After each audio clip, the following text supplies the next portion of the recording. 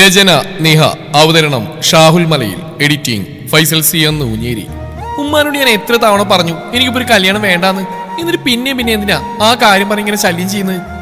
വീട് കുലിക്കും മറിക്കും ഇത് അലറിക്കൊണ്ട് മുറിയിലേക്ക് ചവിട്ടിത്തുള്ളി പോകുന്ന മകളെ കാണെ ആയിഷ തലയിൽ കൈവച്ചു.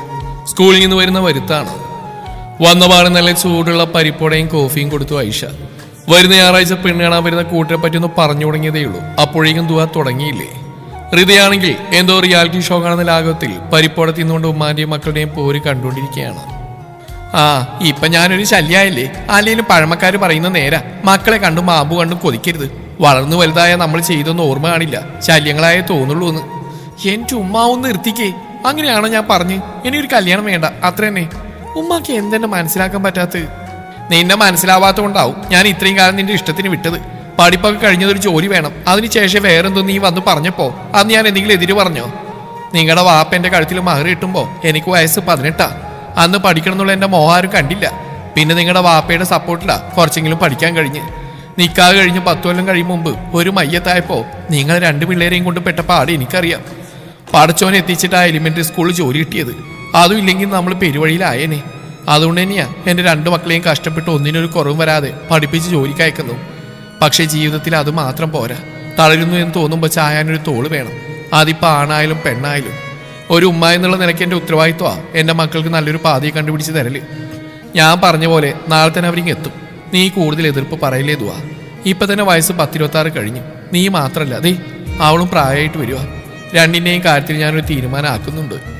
ദുആക്കൊരു ഗ്യാപ്പ് പോലും കൊടുക്കാതെ ആയിഷ ഒരു നെടുനീളം പ്രസംഗം തന്നെ കാഴ്ചവെച്ചു. റീത ഫുൾ എന്റർടൈൻ ആയിട്ട് ഇരിക്കുന്നു എന്നല്ലാതെ ഒന്നും പറയുന്നില്ല. ആളിന്ന് ഓഫീസിൽ നേരത്തെ വന്നുകൊണ്ട് ആദ്യമേ ഫ്രഷ് ആയിട്ടുണ്ട്. ഉമ്മ കാര്യം സൂചിപ്പിച്ചതേ ഇത് ഇങ്ങനെയൊക്കെ അവസാനിക്കുന്നെന്ന് അവൾക്ക് അറിയാമായിരുന്നു. എങ്കിലും ദുആയുടെ ഭാവം കണ്ടിട്ട് ചാഞ്ചാടുമോ എന്നൊരു സംശയവുമുണ്ട്. അങ്ങനെ ചാടിയാൽ അടുത്ത നറുക്ക് അവൾക്കാണല്ലോ. നിലവിലുള്ള സമാധാനം നിറഞ്ഞ ജീവിതം കല്യാണം കഴിച്ച് ഇല്ലാതെയാക്കാൻ ആൾക്കും വലിയ താല്പര്യമില്ല.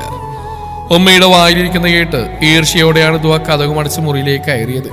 ഉടനെ തന്നെ ബാഗ് ടേബിളിൽ വെച്ച് മാറാനുള്ള വസ്ത്രം എടുത്ത് കുളിമുറിയിൽ കയറി. കുളിച്ചിറങ്ങിയ പാടെ അസർ നിസ്കരിച്ചു. ലോറ് സ്കൂളിൽ നിന്ന് തന്നെ നിസ്കരിച്ചതാണ്. ആൾക്ക് കരച്ചിൽ വരുന്നുണ്ടായിരുന്നു. ഉമ്മാന്റെ ആഗ്രഹം മനസ്സിലാവാഞ്ഞിട്ടല്ല, അതിനെതിരെ നിൽക്കുന്നതല്ല, തനിക്ക് പറ്റാഞ്ഞിട്ടാണ്. ഒരാളെ വിവാഹം കഴിച്ചാൽ അയാൾക്കൊരു നല്ല ഭാര്യയായി കിടപ്പറയിൽ അയാളെ തൃപ്തിപ്പെടുത്താൻ എനിക്ക് സാധിക്കില്ല.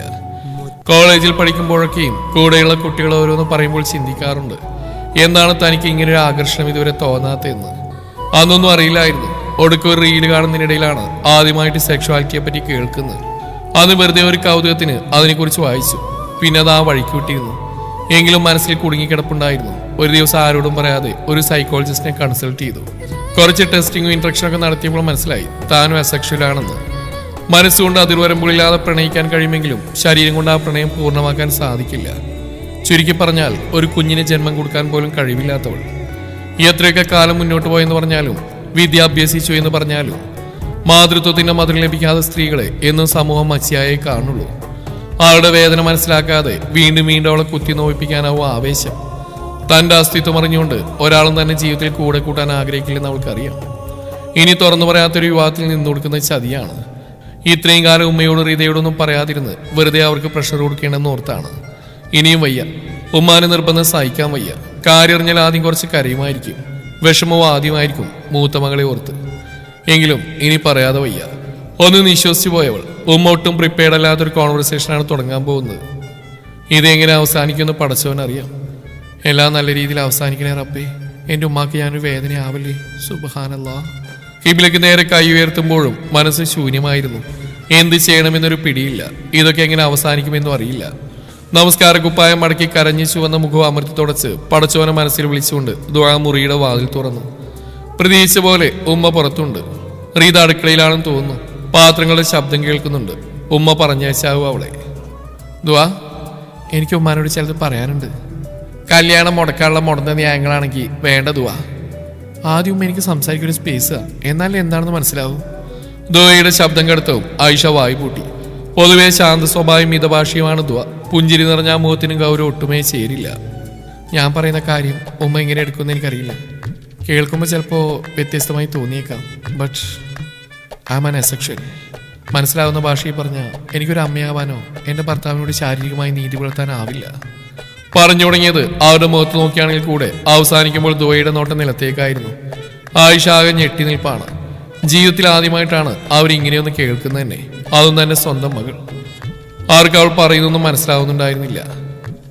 അപ്പൊ നീ ലെസ്ബിയൻ ആണെന്നാണോ? എവിടെയോ കേട്ട വാക്ക് ഓർമ്മിച്ചെടുത്ത് ഉമ്മയോട് ചോദിച്ചു. അല്ല, ഐ ആം സ്ട്രൈറ്റ്. നിങ്ങളൊക്കെ പോലെ തന്നെ എനിക്ക് പ്രണയം തോന്നുന്ന പുരുഷന്മാരോട് തന്നെയാണ്. പക്ഷേ അത് ശാരീരികമായി പ്രകടിപ്പിക്കാനാവില്ല. ആവുന്ന പോലെ ഉമ്മാക്ക് മനസ്സിലാക്കി കൊടുക്കാൻ ദുആ പതിഞ്ഞ സ്വരത്തിൽ പറഞ്ഞു കൊടുത്തു. ഒറ്റ നോട്ടത്തിൽ വളരെ കാം ആൻഡ് കമ്പോസ്ഡ് ആയിട്ടാണ് അവിടെ ഇരുത്തുമെങ്കിലും ഉമ്മ ഇതെങ്ങനെ എടുക്കുമെന്ന് അവൾക്കും അറിയില്ലായിരുന്നു. ദുആ പറഞ്ഞ വാക്കുകൾ ഗ്രഹിച്ചവും 1-2 നിമിഷം എടുത്തു ആയിഷയ്ക്ക് എല്ലാം ഒന്ന് പ്രോസസ് ആവാൻ. അടുത്ത നിമിഷം തന്നെ അവിടെ നെഞ്ചൊന്ന് കനത്തു. എത്ര കാലമായി കാണും എന്റെ മോൾ ഇത് ഒറ്റയ്ക്ക് മനസ്സിലിട്ട് നടക്കുന്നു. ആരോടും പറയാതെ ഒരുപാട് വേദനിച്ച് കാണില്ലേ?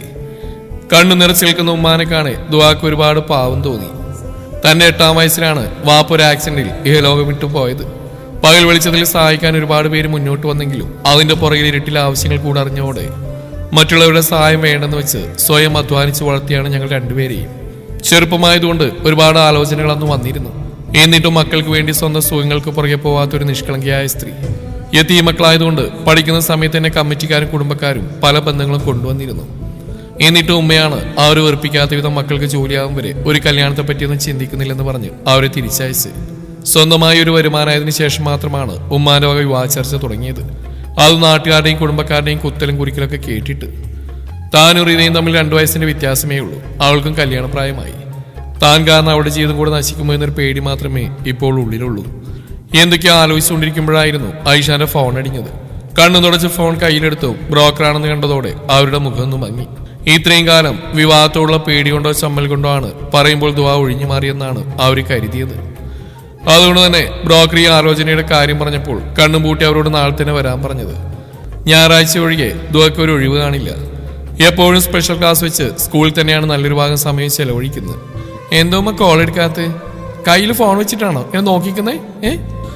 നിർത്താതെ ഫോൺ റിങ് ചെയ്യുന്ന ശബ്ദം കേട്ട് അടുക്കളയിൽ നിന്ന് വന്ന ഹൃദയാണ്. പറഞ്ഞുകൊണ്ട് അവൾ സോഫയിലിരിക്കുന്ന ദുആയുടെ മടിയിൽ തലവെച്ച് കിടന്നു. ഏതോ ലോകത്തെന്ന പോലെ തന്റെ മുടിയിൽ മസാജ് ചെയ്യുന്നവരുടെ മുഖത്ത് നോക്കി അവൾക്ക് എന്തൊക്കെയോ പന്തികേട് തോന്നി. വരട്ടെ, ചോദിക്കാം. അപ്പോഴേക്കും ഫോണിൽ സംസാരിച്ചു കഴിഞ്ഞ് ആയിഷ തിരിച്ചു വന്നിരുന്നു. അവരുടെ മുഖത്ത് വലിയ ഉത്സാഹമൊന്നുമില്ല. അബുവായിരുന്നു. അവര് നാളെ രാവിലെ വരുന്നു. 5 പേര് കാണും. ദുആ ഞെട്ടിക്കൊണ്ട് ഉമ്മയെ നോക്കി. അവളുടെ നോട്ടം കണ്ടതും ആയിഷയുടെ മുഖം കൂടുതൽ ദയനീയമായി. വരുമെന്ന് പറയുമ്പോൾ ഞാൻ എങ്ങനെയാ മോളെ വരേണ്ടെന്ന് പറയാം? അത് മര്യാദയല്ലല്ലോ. അവര് കണ്ടിട്ട് പോട്ടെ. അപ്പൊ കാര്യങ്ങൾ ഇത്തിരി എത്തിയോ? അപ്പൊ ദീദി ശരിക്കും കെട്ടാൻ പോവാ? കുരിശ് കണ്ട ചെകുത്താനെ പോലെ ചോദിക്കുന്ന തന്റെ ഇളയ മകളെ കൂടെ കാണെ ആയിഷയുടെ ഉള്ളിൽ വെള്ളിടി വെട്ടി.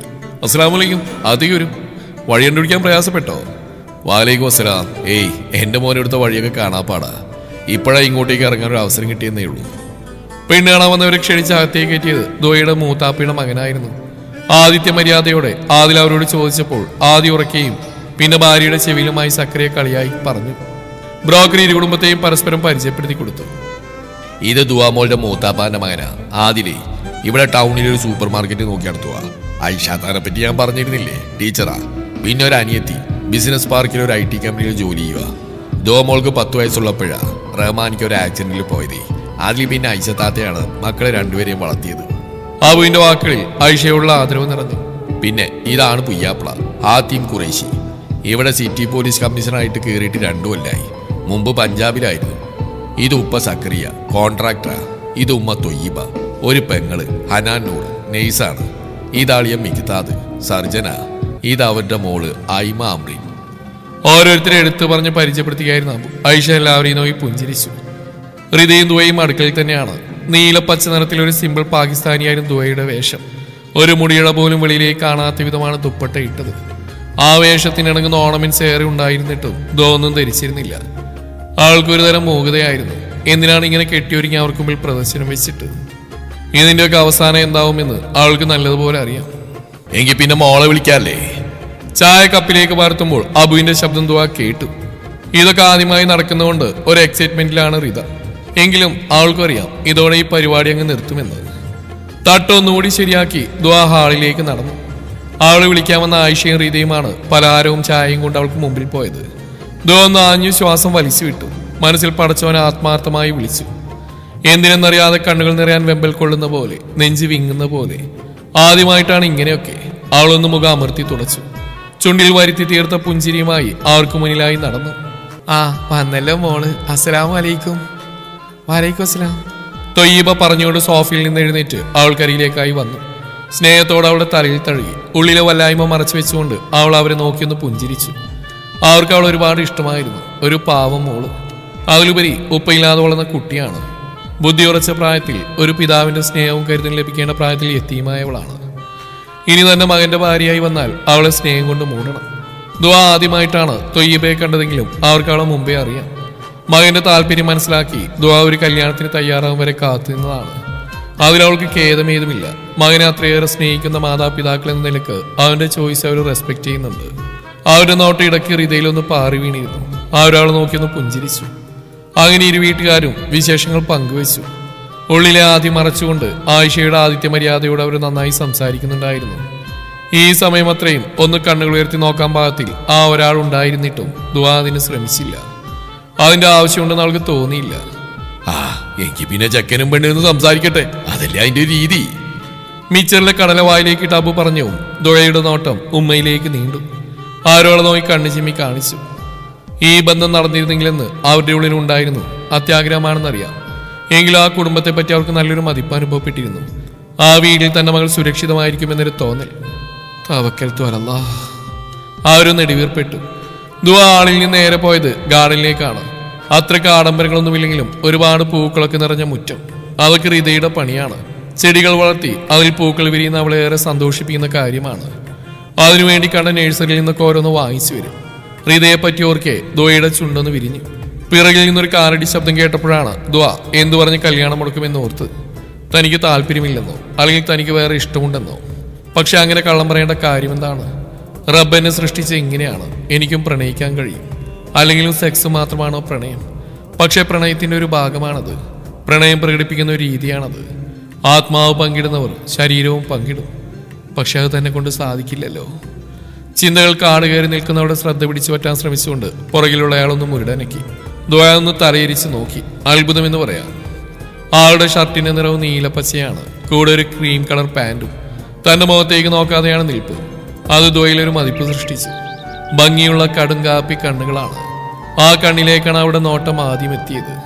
എവിടെയോ കണ്ടു മറന്ന കണ്ണുകൾ, ആ മുഖം, അവന് ചുറ്റുമുള്ള ഊതിന്റെ ഗന്ധം. അങ്ങനെ അവനെ പറ്റിയുള്ളതെല്ലാം മുമ്പെങ്ങോ കണ്ട് മറന്ന പോലെ, ഏറെ പ്രിയപ്പെട്ടതെന്തോ അടുത്ത് ചേർന്ന പോലെ. ആ മുഖത്ത് നോക്കിയേക്ക് ഹൃദയം ശാന്തമാകുന്ന പോലെ, കണ്ണു നിറയും പോലെ. അരക്കമൊന്നും കേൾക്കാത്തതും ആദ്യം കണ്ണുകൾ അവിടെ മുഖത്തേക്ക് ചലിപ്പിച്ചു. ആ കാപ്പി കണ്ണുകൾ തന്നിലേക്ക് നീണ്ടതും ദുആ കുറ്റം ചെയ്ത കുട്ടിയെ പോലെ കള്ളത്തരത്തോടെ മുഖം വെട്ടിച്ചു. ആൾക്ക് ഭയം തോന്നി. ആദ്യമായി കാണുന്ന ഒരാളോട് ഹൃദയം ഇത്രമാത്രം അടുപ്പം കാണിക്കുന്നത് എന്തിനാണ്? ആദ്യമിന് തന്റെ കണ്ണുകൾ അവളിൽ നിന്ന് പറിച്ചെടുക്കാൻ പറ്റുന്നുണ്ടായിരുന്നില്ല. അവന്റെ നെഞ്ചു കനത്തു. ഹൃദയം പൊട്ടിപ്പോകുന്ന പോലെ തോന്നി. എത്ര നാളത്തെ കാത്തിരിപ്പാണ് ഈ നിമിഷം. എത്ര നോമ്പുകൾ, എത്ര സുജൂദുകൾ, എത്രയെത്ര രാത്രിയിലെ തഹജ്ജുദുകൾ. അങ്ങനെ ഈ ഒരുവൾക്ക് വേണ്ടിയുള്ള കാത്തിരിപ്പിലായിരുന്നു അവന്റെ ഹൃദയ. ആ നിമിഷം ആത്മാർത്ഥമായി തന്നെ നാഥനെ സ്തുതിച്ചു.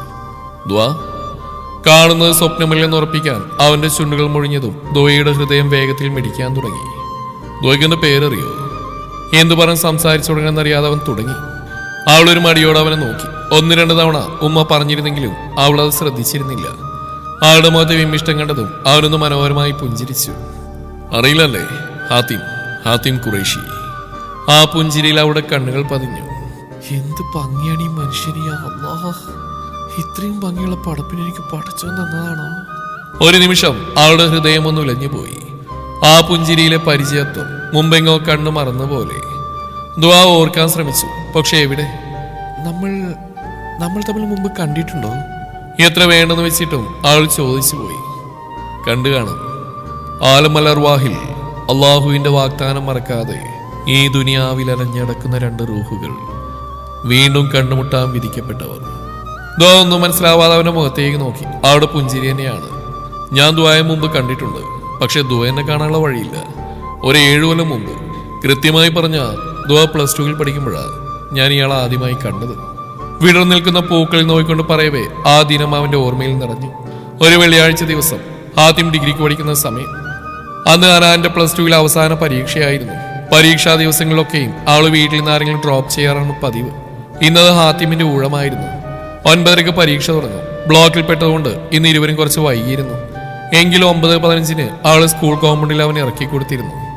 അങ്ങനെ സ്കൂളിലിറക്കി ഒരു ടേണിംഗ് പോയിന്റിൽ എത്തിയപ്പോഴായിരുന്നു റോഡിന്റെ വശത്തായി പുല്ലുകൾക്കിടയിൽ ഹനാനെ പോലെയുള്ള യൂണിഫോം ധരിച്ച ഒരു പെൺകുട്ടിയെ കണ്ടത്. അവൻ വണ്ടിയുടെ വേഗത കുറച്ച് അവിടേക്ക് എത്തുമ്പോൾ കാണുന്നത് വള്ളികൾക്കിടയിൽ കുടുങ്ങിക്കിടക്കുന്ന ഒരു പട്ടിക്കുഞ്ഞിനെയാണ്. ആ പെൺകുട്ടി അതിനെ പേടിപ്പിക്കാതെ ആ വള്ളികൾ നീക്കി കൊടുക്കാൻ ശ്രമിക്കുകയാണ്. ഇടക്ക് നോട്ടം വാസിലേക്ക് നീളുന്നുണ്ട്. അവിടെ ചെന്ന് ആ കുട്ടിയെ സഹായിക്കാൻ ബുദ്ധിയാൻ ഉപദേശിക്കുമ്പോഴും ഹൃദയം നിലച്ച പോലെയായിരുന്നു ഹാത്തിമിന് തോന്നിയത്. ചെരിഞ്ഞു നിൽക്കുന്നുണ്ട് അവളുടെ മുഖം പോലും അവന് കണ്ണുകൾക്ക് കാഴ്ചയല്ല. എങ്കിലും അവളെ പണ്ടെങ്ങോ കണ്ട് മറന്ന പോലെ ഹൃദയത്തിലാകെ ഒരു തണുപ്പ്. ഒറ്റവാക്കിൽ പറയാനെങ്കിൽ വല്ലാത്തൊരു സമാധാനം. അത്രമേൽ പ്രിയപ്പെട്ടതെന്തോ ഹൃദയം കണ്ടെടുത്ത പോലെ. അവൻ നെഞ്ചിൽ കൈകൊണ്ടൊന്നൊഴിഞ്ഞു. കയ്യിലെന്തോ തടഞ്ഞ പോലെ അവൻ കണ്ണുകൾ താഴ്ത്തി നോക്കി. ചുവന്ന നൂൽ തന്റെ ഹൃദയത്തിൽ നിന്നാണ് അത് ആരംഭിക്കുന്നത്. അവന്റെ കണ്ണുകളിൽ കൗതുകം നിറഞ്ഞു, ആകാംക്ഷ നിറഞ്ഞു.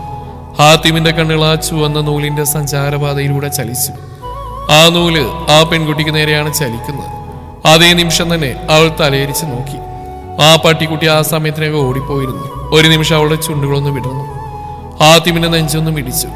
തന്റെ ഹൃദയത്തിൽ നിന്ന് യാത്ര ആരംഭിച്ച ആ ചുവന്ന നൂലുകൾ അവസാനിച്ചത് ആ പെൺകുട്ടിയുടെ ഹൃദയത്തിലേക്കാണ്. അവന്റെ ചുറ്റുമുള്ള ലോകം മുഴുവൻ ശാന്തമായതുപോലെ കണ്ണുകളിൽ ആ പെൺകുട്ടി മാത്രം നിറഞ്ഞു. തന്നിലേക്ക് ഓടി അടുക്കുന്നവൾ. പക്ഷേ മുഖത്തെ ചിരിമാഞ്ഞിട്ടുണ്ട്. നോട്ടവും തന്നിലല്ല. വെപ്രാളം പിടിച്ച ആ പെൺകുട്ടി അവനെയും കടന്ന് ഓടി മറഞ്ഞു. കൺമുമ്പിൽ കുഞ്ഞു ദുആയെ വീണ്ടും കണ്ടപോലെ ഹാത്തിമിന്റെ ചുണ്ടുകൾ പുഞ്ചിരിച്ചു. ദുആ ആകെ ഞെട്ടി നിൽപ്പാണ്. ആ ദിവസം അവിടെ ഓർമ്മയിലുണ്ട്. എക്സാം ഇൻവിജിലേറ്ററുടെ നല്ല മനസ്സുകൊണ്ടാണ് അന്ന് വൈകിയതിനൊന്നും പറയാതെ പരീക്ഷ എഴുതാൻ സമ്മതിച്ച്. പക്ഷെ ഓർമ്മയിലെങ്ങും ആ കടുങ്കാപ്പി കണ്ണുകളില്ല. അപ്പോ എന്നെ ഇഷ്ടമാണോ? ജീവനാണ്. പക്ഷെ എന്നെ എന്തിന്? മനസ്സിൽ സംശയമാണ്. ഹൃദയം വിളിച്ചോന്നിന് നാവ് അതുപോലെ ശബ്ദം കൊടുത്തു. അറിയില്ല. എന്റെ ആണെന്ന് തോന്നി.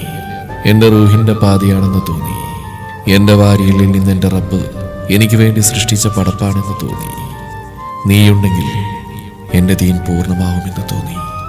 നിന്റെ അസാന്നിധ്യത്തിൽ ജീവിക്കാൻ കഴിയില്ലെന്ന് തോന്നി. ദ്വാ പകച്ചുകൊണ്ട് മുഖത്തേക്ക് നോക്കി. ആ കണ്ണുകൾ ചെറുതായി ചുവന്നിരിക്കുന്നു. ആ ശബ്ദമൊന്ന് ഇടറിയോ?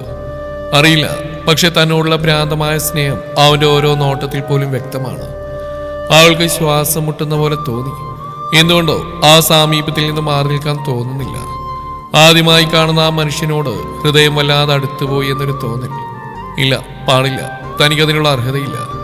ആൾ മുഖം അമർത്തി തുടച്ചു. ഒന്ന് ശ്വാസം വലിച്ചു വിട്ടു. ഞാൻ സമ്മതല്ലെന്ന് പറഞ്ഞ?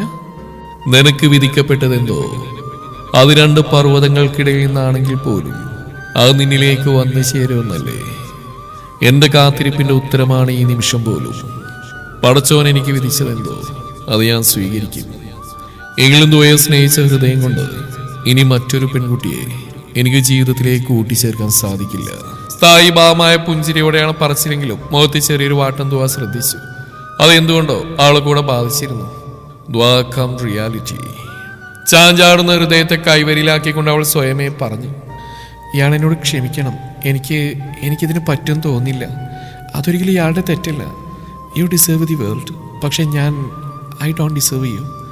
അത്രയ്ക്ക് ഭാഗ്യമൊന്നും പടച്ചവൻ എനിക്ക് വിധിച്ചിട്ടുണ്ടാവൂല. നേരത്തെ പുഞ്ചിരിയോടെയാണ് പറച്ചിലത്രയും. സ്വയം പുച്ഛത്താരെ അവിടെ ചുണ്ടെന്ന് കൂടി. അവന്റെ നെഞ്ചിരിപ്പ് വർദ്ധിച്ചു. ഞാനിത് എങ്ങനെ പറയുന്നവർക്ക് ഇരിപ്പായിരുന്നു. മനസ്സിലൊരുപാട് കള്ളോതിനു വേണ്ടി സ്വരുക്കൂട്ടിയിരുന്നു.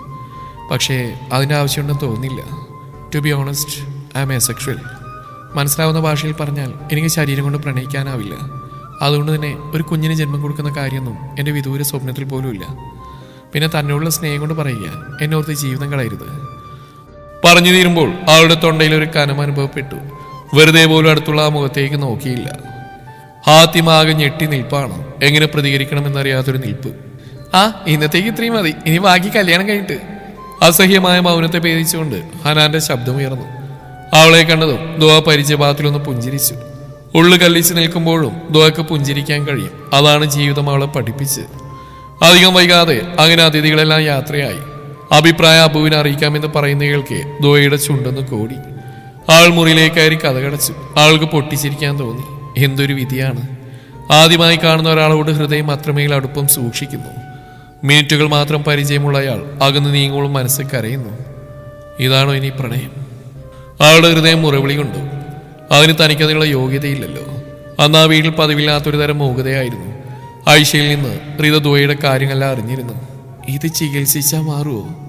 രഹസ്യമായ ശബ്ദത്തിൽ കട്ടിയുറച്ചുള്ള ഐഷയുടെ സംശയങ്ങൾക്ക് വാതിലപ്പുറം നിന്ന് ദുവക്ക് ശരിയാണ് വന്നത്. ഉമ്മാന്റെ സംശയത്തിന് റീത മറുപടി നൽകുന്നുണ്ട്. അതേ ചിരിയോടെ ദുവ വീണ്ടും മുറിയിലേക്ക് നടന്നു. എന്താണ് പോലീസിന്റെ മുഖത്തൊരു വൈക്ലഭ്യം? കളിയാക്കി ചോദിക്കുന്ന അളിയനോട് ഹാത്തിമൊന്നും പറഞ്ഞില്ല. അവന്റെ മനസ്സിലെ സമ്മർദ്ദം മുഖത്ത് എടുത്തു കാണിച്ചു. എന്താടാ, എന്തെങ്കിലും പ്രോബ്ലം ഉണ്ടോ? ദുവയെ കണ്ടുവന്നപ്പോൾ തൊട്ട് ഞാൻ ശ്രദ്ധിക്കുന്നുണ്ട്, നിനക്കൊരു മൂഡ് ഓഫ് പോലെ. അതും പോരായിട്ട് ഇപ്പൊ കടപ്പുറത്ത് മനുഷ്യനെ കൊണ്ടുവന്നിട്ട് തെരയണിക്കുന്നു. കുന്നു വിഴുങ്ങിയതുപോലെ ഇരിക്കുന്നവനെ ഒന്ന് തട്ടിക്കൊണ്ട് മിക്താദ് ചോദിച്ചു. ഹാത്തിമിന്റെ കടും കാപ്പിക്കണകൾ ഇപ്പോഴും തിരകളിൽ തന്നെ ഉറ്റുനോക്കി നിൽപ്പാണ്. എടാ ദുവ, ഷീസ് എ സെക്ഷൽ. വാട്ട്? നീ ഇത് കാര്യമായിട്ടാണോ പറയുന്നത്? മറുപടിയെ ആദ്യം മിക്താദിനെ കടുപ്പിച്ച് നോക്കി. നീ നോക്കി പേടിപ്പിക്കല്ലേ? എന്നിട്ട് നീയും തീരുമാനിച്ചു? നിന്റെ തീരുമാനം എന്താണെങ്കിലും ഞാൻ കൂടെ നിൽക്കും. പക്ഷെ ഒരു തീരുമാനം എടുക്കുന്നതിന് മുമ്പ് നീ എല്ലാ വശവും ആലോചിക്കണം. ദുവയോടുള്ള നിന്റെ ഇഷ്ടം എനിക്ക് മനസ്സിലാവും. എങ്കിലും നാളെ നിങ്ങൾ ഒന്നിച്ച് ജീവിച്ചു തുടങ്ങിയാൽ തന്നെ നിന്റെ ശരീരത്തിന്റെ ആവശ്യങ്ങളും തൃപ്തിപ്പെടുത്തിയാൽ ഈ ബന്ധത്തിന് പറ്റില്ല. അതിലപ്പുറം ഒരു കുഞ്ഞ്, അവൾക്കൊരു ഉമ്മയാവാൻ പറ്റില്ലടാ. ഇതിന് നീ ഇപ്പൊ അംഗീകരിച്ചു എന്ന് പറഞ്ഞാലും ഭാവിയിൽ നിന്റെ മനസ്സ് മാറിയ ചെയ്തൊരു തെറ്റാണെന്ന് എനിക്ക് തോന്നിയ ആ പാവാണ് അനുഭവിക്കേണ്ടി വരിക. അതുമാത്രമല്ല, ഇതൊക്കെ നിന്റെ ഉമ്മയിപ്പയും വീട്ടുകാർ അംഗീകരിക്കുന്ന എനിക്ക് തോന്നുന്നുണ്ടോ? മിക്താദിന്റെ സ്വരത്തിൽ ഗൗരവം നിറഞ്ഞു. എനിക്കൊന്നും അറിയില്ലടാ ദുവ, ആൾക്ക് വേണ്ടിയല്ലേ പടച്ചോൻ എന്നെ സൃഷ്ടിച്ച തന്നെ. എന്റെ റൂഹല്ലേടാ അവള്. ആത്മാവില്ലാതെ മനുഷ്യൻ എങ്ങനെയാണോ ജീവിക്കാൻ കഴിയുക? അവളില്ലാതെ എനിക്ക് പറ്റില്ല. ഞാൻ മരിച്ചു. ദ്വാമിസിനൊരു വിസിറ്റർ ഉണ്ട്. ദിവ്യ ചേച്ചി പറഞ്ഞകൾക്ക് എന്തൊക്കെയോ ചിന്തിച്ചിരുന്നവർ തലയുയർത്തി നോക്കി. ലഞ്ച് ബ്രേക്കാണ്. മനസ്സിനൊരു സുഖമില്ലാത്തതുകൊണ്ട് പൊതിയൊന്നും വീട്ടിൽ നിന്ന് കൊണ്ടുവന്നിരുന്നില്ല. പേരൻസ് വല്ലാണോ ചേച്ചി? പേരൻസ് അല്ലെന്ന് ഉറപ്പുണ്ടെങ്കിൽ ദുവാ വെറുതെ ചോദിച്ചു. ഏയ്, അങ്ങനെയാണെങ്കിൽ ഞാൻ സ്റ്റാഫ് റൂമിൽ വരില്ലേ? ഇതൊരു പോലീസ് ഓഫീസറാ, കാക്കിയായിരുന്നു വേഷം. മിസ് കേസ് വല്ലതും കൊടുത്തിരുന്നോ? ദിവ്യ എന്തൊക്കെയോ പറയുന്നുണ്ടെങ്കിലും ദുവാ ഒന്നും കേൾക്കുന്നുണ്ടായിരുന്നില്ല. അവളുടെ കണ്ണുകൾ ഗ്രൗണ്ടിനോട് ചേർന്നുള്ള മാവിന്റെ കീഴെ വണ്ടിയുടെ ബൗണ്ടറിൽ ചാരി നിൽക്കുന്നവരിലായിരുന്നു. ദുവയുടെ ഹൃദയം അതിന്റെ ഇണയെ കണ്ട പോലെ ഒന്ന് തുടിച്ചു. അവളുടെ കാലുകൾ അവൾ പോലും അറിയാതെ അവനിലേക്ക് ചലിച്ചു. ദുവ, ഇത് തെറ്റാണ്, നീ ഇത് അറിയിക്കുന്നില്ല. Don't forget who you are. ബുദ്ധി വീണ്ടും ഓർമ്മിപ്പിച്ചു. ദുവ ഒന്ന് ശ്വാസം വലിച്ചുവിട്ട് അവന്റെ മുഖത്തേക്ക് നോക്കി. നിറഞ്ഞ പുഞ്ചിരിയാണ് മുഖത്ത്. ദുവയ്ക്ക് അത്ഭുതം തോന്നി. ഇയാൾ ശരിക്കും പോലീസ് തന്നെയാണോ? പോലീസുകാർ ഇങ്ങനെയൊക്കെ ചിരിക്കുവോ? അവളുടെ സ്വരത്തിലെ കൗതുകവന്റെ മുഖത്തെ ചിരിക്ക് ആക്കം കൂട്ടി. എന്താ ദുവയ്ക്കിപ്പോ അങ്ങനെ ഒരു സംശയം? പോലീസുകാർ ഇങ്ങനെ ചിരിക്കുവോ? ദുവ കേട്ടിട്ടില്ലേ, your face was created to smile എന്ന്? പിന്നെ പോലീസുകാരും മനുഷ്യന്മാർ തന്നെയല്ലേ? ആ ഭംഗിയുള്ള നേർമയിലുള്ള പുഞ്ചിരിയിൽ ദുവയുടെ കണ്ണുകൾ പതിഞ്ഞു. അടുത്ത നിമിഷം തന്നെ അവന്റെ മുഖത്തുനിന്ന് കണ്ണുവെട്ടിക്കുകയും ചെയ്തു. ഞാനെന്തിനാണ് വന്നതെന്ന് ദുവയ്ക്ക് അറിയണ്ടേ? നീണ്ടിരുന്ന മൗനത്തിന് ശേഷം ഹാത്തിം ചോദിച്ചു. ദുവ മറുപടിയായി ഒന്ന് മോളുക മാത്രം ചെയ്തു. ലഞ്ച് ബ്രേക്ക് ആയതുകൊണ്ട് കുട്ടികളൊക്കെയും ഗ്രൗണ്ടിൽ നിറഞ്ഞു നിൽക്കുകയാണ്. സുന്ദരനായ കാക്കിക്കാരൻ ഈ നേരം കൊണ്ട് കുട്ടികളുടെയൊക്കെയും ശ്രദ്ധ പിടിച്ചു പറ്റിയിട്ടുണ്ട്. കൂടെ ഹയർ സെക്കൻഡറി കുട്ടികൾ ദുവയെയും നോക്കുന്നുണ്ട്. എനിക്ക് ദുവയെ കല്യാണം കഴിക്കാൻ താല്പര്യമുണ്ട്. ദുവ സമ്മതം പറഞ്ഞ നിക്കാഹ് ഇത് ജീവന്റെ പാതയാക്കാൻ എനിക്ക് ആഗ്രഹമുണ്ട്. ആദ്യം പറയുന്നയാൾക്ക് ദുവ അവനെ തറപ്പിച്ച് നോക്കി. ഇയാളെന്താ കളിക്കുവാണോ? ഞാൻ ഇന്നലെ പറഞ്ഞൊക്കെ ഇയാളോട് തന്നെയല്ലേ? മറന്നുപോയെങ്കിൽ വീണ്ടും ഓർമ്മിപ്പിക്കാം. പച്ചക്ക് പറഞ്ഞ കിടക്കയിൽ ഒരു പുരുഷന് വഴങ്ങിക്കൊടുക്കാനോ അയാളുടെ കുഞ്ഞിനെ ഉദരത്തിൽ ചുമക്കാനോ എനിക്ക് സാധിക്കില്ല. പറഞ്ഞിരുത്തുമ്പോൾ അവളൊന്ന് കിതച്ചു പോയി. വീണ്ടും അവനെ കണ്ടപ്പോൾ ഹൃദയത്തിന്റെ ചാഞ്ചാട്ടം അവൾക്ക് മനസ്സിലാവുന്നുണ്ട്. ഇന്നലെ ഉറങ്ങാതെ പടച്ചോന്റെ മുന്നിലായി സുജൂദ് ചെയ്യുമ്പോഴും മുറി മനസ്സായിരുന്നു. എങ്കിലും എവിടേക്കോ ഒരു പ്രതീക്ഷ പോലെ. പക്ഷെ വേണ്ട, ഒന്നും വേണ്ട, വേദനിക്കാൻ വയ്യ. പ്രണയിച്ചില്ലെങ്കിൽ കൂടെ ദുവ ഇപ്പോൾ വിരഹവേദന അറിയുന്നുണ്ട്. ഇന്നലെ കണ്ട ഒരു പുരുഷനെ പ്രണയിക്കാൻ മാത്രം, അവന്റെ കൂടെ ഒരു ജീവിതം ആഗ്രഹിക്കാൻ മാത്രം തന്റെ ഹൃദയം അത്രയ്ക്ക് ലോലമായിരുന്നു. ദുവയുടെ കണ്ണുകൾ ചുവന്നു. എന്തിനോ ഹൃദയം നോവുന്നു. കൺകോണിൽ കണ്ണുനീര് ഉരുണ്ടുകൂടുന്നു. പ്രിയപ്പെട്ടവളുടെ വേദന കാണെ ഹാത്തിമിനും വേദന തോന്നി. ആ ഉടലിനെ നെഞ്ചോട് ചേർത്ത് കരയില്ലേ എന്ന് പറയാൻ അവന്റെ ഹൃദയം തുടിക്കുന്നുണ്ട്. എങ്കിലും അതിനുള്ള അവകാശം തനിക്കില്ലെന്ന് അവൻ അറിയാം. അവളുടെ സമ്മതത്തോടെ മാറുകൊടുത്ത് സ്വന്തമാക്കാതെ ആ വിരൽ തുമ്പിൽ പോലും സ്പർശിക്കാൻ അവന് സാധിക്കില്ല. അവന്റെ മനസ്സ് അനുവദിക്കില്ല. ദ്വാ, ഇതൊക്കെയാണ് ഒരു കാരണം. എനിക്കിതൊന്നും ഒരു പ്രശ്നമല്ല. ഞാൻ ദ്വയെ സ്നേഹിക്കുന്നു. അതൊരിക്കലും തന്റെ ശരീരം മോഹിച്ചിട്ടല്ല, തന്നിൽ നിന്നൊന്നും പ്രതീക്ഷിച്ചിട്ടുമല്ല. ഇത്രയും കാലം എൻ്റെ ശരീരത്തിന്റെ ആവശ്യങ്ങൾ എങ്ങനെ നിറവേറിയോ, ഇനിയും അതുപോലെ തന്നെ മുന്നോട്ട് പോകും. ഇനിയൊരു കുഞ്ഞിന്റെ കാര്യമാണെങ്കിൽ എത്രയെത്ര മക്കൾ മാതൃസ്നേഹവും പിതൃസ്നേഹവും അറിയാതെ വളരുന്നുണ്ട്. അവർക്കൊരു ഉമ്മയുപ്പയാവുന്നതിൽ വലിയ പുണ്യം വേറെയുണ്ടോ? ഒന്നല്ല, ഒരുപാട് മക്കൾ നമുക്ക് ചേർത്ത് പിടിക്കാം, നമ്മുടേതായി കണ്ടു വളർത്താം. തന്റെ പ്രശ്നത്തിന് പരിഹാരമായില്ലേ? ഇതല്ലാതെ വേറെ എന്തെങ്കിലും കാര്യമുണ്ടോ ഇതൊക്കെ പറയാൻ? ദ്വാവിന്റെ ശാന്തമായ മുഖത്തേക്ക് പകപ്പോടെ നോക്കി. നിങ്ങളിത് എന്തൊക്കെയാ പറയുന്നത്? ഇപ്പൊ ചിലപ്പോൾ ഇങ്ങനെയൊക്കെ തോന്നും, ഒന്നും പ്രശ്നമില്ലെന്ന് തോന്നും. പിന്നെ ഭാവിയിൽ നിങ്ങളുടെ പ്രതീക്ഷയോടെ ജീവിതം മുന്നോട്ട് പോയില്ലെങ്കിൽ നിങ്ങൾക്കന്ന് ഞാനൊരു തെറ്റായി തോന്നും. അങ്ങനെ തോന്നില്ല. അങ്ങനെ ഒരു ചിന്ത പോലും എൻ്റെ മനസ്സിൽ വരില്ല ദ്വാ. എൻ്റെ റൂഹിന്റെ പാതയല്ലേ നീ. അങ്ങനെയുള്ളപ്പോൾ എനിക്ക് എങ്ങനെയാടി അങ്ങനെയൊക്കെ ചിന്തിക്കാൻ പറ്റുക? എൻ്റെ നാഥൻ എനിക്ക് വേണ്ടി പടച്ച പടപ്പിനോട് ഓരോ നിമിഷവും ഇഷ്ടവും പ്രണയം കൂടുന്നല്ലാതെ കുറയില്ല. ഇതെന്റെ വാക്കാ. മനുഷ്യനല്ലേ, മാറും, മടുക്കും, മറക്കും. ഞാൻ എന്നെ മറന്നാലും നിന്നെ മറക്കില്ല ദുവാ. കേൾക്കുമ്പോൾ നിനക്ക് വ്യത്യസ്തമായി തോന്നും, പക്ഷേ നീ ഇല്ലെങ്കിൽ എനിക്ക് എന്നെ തന്നെ നഷ്ടപ്പെടും ദുവാ. എൻ്റെ പ്രാർത്ഥനയുടെ ഉത്തരമാണ് നീ. നിങ്ങൾക്ക് ഭ്രാന്താ? അതെ, പ്രണയമെന്ന ഭ്രാന്ത്. അതിൻ്റെ മരുന്ന് നീയാണ് ദുവാ, നീ മാത്രം. പുഞ്ചിരിയോടെ പറയുന്നവൻ്റെ ആ കടുങ്കാപ്പി കണ്ണുകൾ പോലും പുഞ്ചിരിക്കുന്ന പോലെ തോന്നിയവൾക്ക്. എങ്കിൽ ശരിയടോ, ഞാൻ ഇറങ്ങുക. ഞാൻ അബുക്കയോട് പറഞ്ഞിട്ടുണ്ട് എൻ്റെ കാര്യം. ഈ നേരത്തിനുള്ളിൽ തന്നെ അയാൾ തൻ്റെ ഉമ്മയെ വിളിച്ച് കാണും. തനിക്കിതല്ലാതെ വേറെ വല്ല കാരണം ഉണ്ടെങ്കിൽ തനിക്കെന്നെ റിജക്റ്റ് ചെയ്യാം. ഞാൻ തന്നെ ഫോഴ്സ് ചെയ്യില്ല. ഇൻഷാ അല്ലാഹ് കാണാം. ലോങ് ബെല്ലടിക്കുന്ന ശബ്ദം കേട്ടതും സംസാരത്തിന് അവസാനം കുറിച്ചുകൊണ്ട് ഹാത്തിം വണ്ടിയിലേക്ക് കയറി. ദുആ നിൽപ്പ് തന്നെ കുറച്ച് സമയം നിന്നു. അവൾക്കൊന്നും മനസ്സിലാവുന്നുണ്ടായിരുന്നില്ല. പക്ഷേ എന്തിനോ ഹൃദയം സന്തോഷം കൊള്ളുന്നു. തന്നെ താനായി സ്നേഹിക്കാൻ ഒരാൾ. പക്ഷെ ഇത് ശരിയാവുമോ? ആകെ മൊത്തൊരു കൺഫ്യൂഷൻ പോലെ മനസ്സിനൊരു ശൂന്യത അനുഭവപ്പെട്ടതും ദുആ ഹാഫ് ഡേ ലീവ് എടുത്തു. ദുആ മോളെ, തലവേദനയ്ക്ക് ആക്കുണ്ടോ ഇപ്പോ? കയ്യിൽ നിന്ന് കട്ടൻ കാപ്പി അവളുടെ കയ്യിലേക്ക് വെച്ചുകൊണ്ട് ഐഷ ചോദിച്ചു. ഇടയ്ക്ക് അവളുടെ ദേഹത്ത് തൊട്ട് ചൂടൊന്നില്ലെന്ന് ഉറപ്പിക്കുന്നുണ്ട്. വന്നപ്പോൾ തൊട്ട് ആരോടും സംസാരിക്കാൻ ഒരു മൂടില്ലാത്തത് കൊണ്ട് ദുആ തലവേദനയാണെന്ന് പറഞ്ഞ് മുറിയിലേക്ക് കയറിയതാണ്. ഇടയ്ക്ക് ബാങ്ക് കൊടുത്തപ്പോൾ നിസ്കരിക്കാനല്ലാതെ അവൾ ആ കട്ടിൽ നിന്ന് എഴുന്നേറ്റിട്ടില്ല. മതി, ഈ സമയം ഇനി കിടക്കണ്ട, മഗ്‌രിബ് ആവാറായി. വീണ്ടും കട്ടിലിന്റെ അഡ്രസ്സിലേക്ക് ചാരുന്നവൾ നോക്കി ശകാരത്തോടെ ഐഷ പറഞ്ഞു. എന്താ ദീദി, വയ്യേ? ഹോസ്പിറ്റലിൽ പോണോ? ഏയ്, അതൊന്നും വേണ്ട, ചെറിയൊരു തലവേദന ഉണ്ടായിരുന്നു, ഇപ്പൊ നമുക്ക് മാറി. എങ്കിൽ എൻ്റെ കുട്ടി മുറിയുന്നൊന്ന് ഇറങ്ങി. ഇങ്ങനെ വെളിച്ചൊന്നും ഇടാതെ കിടന്നാൽ തന്നെ ക്ഷീണ.